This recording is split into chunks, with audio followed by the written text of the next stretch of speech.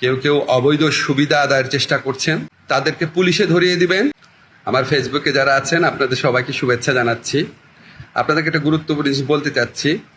আমি সরকারে আসার আগে এবং এর পরে বহু মানুষ আমার সাথে ছবি তুলে রিকোয়েস্ট করে, অনেক করে ছবি তুলে।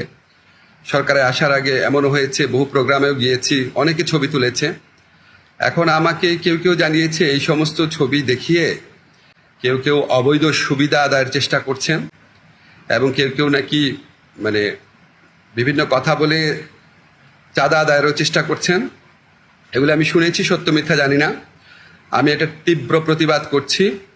যারা এই সমস্ত কর্মকাণ্ড করছে বা করার চেষ্টা করছে, আপনারা তাদেরকে পুলিশে ধরিয়ে দিবেন।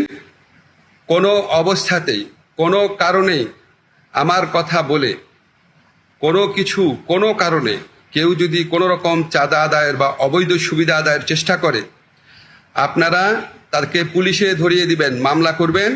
মামলার কপি আমার ফেসবুকে পাঠিয়ে দিবেন, আমার যে ফ্রেন্ডদের পেজ আছে সেখানে পাঠিয়ে দিবেন, এবং অবশ্যই আমি চেষ্টা করব এটার বিরুদ্ধে ব্যবস্থা নেওয়ার জন্য।